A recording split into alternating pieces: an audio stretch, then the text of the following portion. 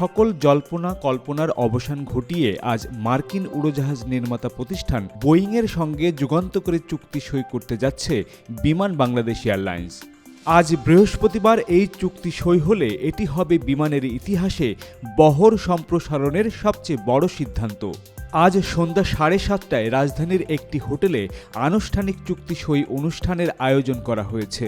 অনুষ্ঠানে সরকারের ঊর্ধ্বতন কর্মকর্তা, কূটনীতিক ও এভিয়েশন খাতের নির্বাহীরা উপস্থিত থাকবেন। বিমানের পক্ষে ব্যবস্থাপনা পরিচালক ও সিইও কায়সার সোহেল আহমেদ এবং বোয়িংয়ের পক্ষে তাদের একজন প্রতিনিধি চুক্তি সই করবেন। অনুষ্ঠানে পররাষ্ট্রমন্ত্রী খলিলুর রহমান, বেসামরিক বিমান পরিবহন ও পর্যটন মন্ত্রী আফরোজা খানম রিতা, প্রতিমন্ত্রী এম রশিদুজ্জামান মিল্লাত এবং মার্কিন রাষ্ট্রদূত ব্রেন টি ক্রিস্টেনসেন উপস্থিত থাকবেন বলে জানা গেছে। প্রস্তাবিত এই চুক্তির আওতায় বিমান মোট 14টি উড়োজাহাজ কিনবে। এর মধ্যে রয়েছে 8টি বোয়িং 787-10 ড্রিমলাইনার, 2টি বোয়িং 787-9 ড্রিমলাইনার, 4টি বোয়িং 7378 ম্যাক্স জেট।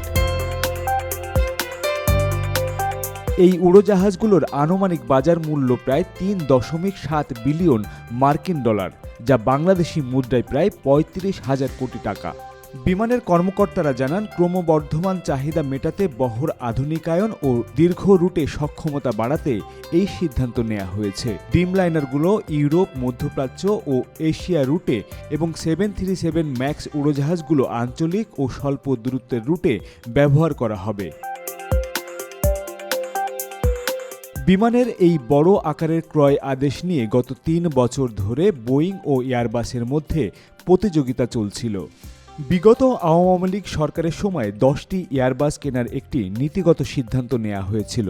তবে 2024 সালের গণ অভ্যুত্থানে শেখ হাসিনা সরকারের পতনের পর এবং যুক্তরাষ্ট্রের সঙ্গে বাণিজ্য ব্যবধান কমানোর কৌশলগত চাপে অন্তর্বর্তী সরকার বোয়িংয়ের পক্ষেই চূড়ান্ত সিদ্ধান্ত নেয়। বিমান সূত্রে জানা যায়, এই 14টি উড়োজাহাজের মূল্য হতে পারে 30 থেকে 35,000 কোটি টাকা। এই অর্থ 10 থেকে 20 বছর মেয়াদী দীর্ঘকালীন কিস্তিতে পরিশোধ করা হবে, অর্থাৎ বছরে 1.5 থেকে 2,000 কোটি টাকা পরিশোধ করতে হবে বিমানকে। এর বিনিময়ে যুক্তরাষ্ট্র বাংলাদেশি পণ্যের উপর শুল্ক কমানোর বিষয়ে ইতিবাচক ভূমিকা রাখতে পারে বলে আশা করা হচ্ছে। বিমান চলাচল প্রতিমন্ত্রী রশিদুজ্জামান মিল্লাত গত সপ্তাহে জানিয়েছিলেন, বিমানকে একটি লাভজনক প্রতিষ্ঠানে পরিণত করতে 30 এপ্রিলের মধ্যে বোয়িংয়ের সঙ্গে এই চুক্তি সই করার লক্ষ্য নিয়ে কাজ করছে সরকার। বর্তমানে বিমানে 19টি উড়োজাহাজ নিয়ে আন্তর্জাতিক রুট পরিচালনা করছে। যদিও ক্রমবর্ধমান চাহিদা মেটাতে অন্তত 30 থেকে 35টি উড়োজাহাজ প্রয়োজন। 2041 সালের মধ্যে বিমানের বহরে 47টি উড়োজাহাজে উন্নীত করার পরিকল্পনা রয়েছে সরকারের। বোয়িংয়ের কাছ থেকে প্রথম উড়োজাহাজটি 2031 সালের অক্টোবরে আসার কথা রয়েছে এবং বাকিগুলো 2035 সালের নভেম্বরের মধ্যে হস্তান্তরের সম্ভাবনা রয়েছে।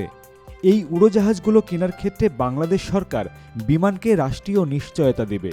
হযরত শাহজালাল আন্তর্জাতিক বিমানবন্দরের 3য় টার্মিনাল চালু হওয়ার পর চুক্তির ফলে আকাশপথে চলাচলের ক্ষেত্রে বাংলাদেশের একটি আঞ্চলিক কেন্দ্র হিসেবে গুরুত্বপূর্ণ ভূমিকা রাখবে বলে মনে করা হচ্ছে।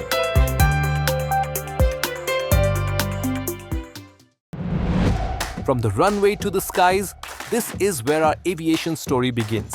Aircraft, airports, and thrilling journeys all in Bangla for the world.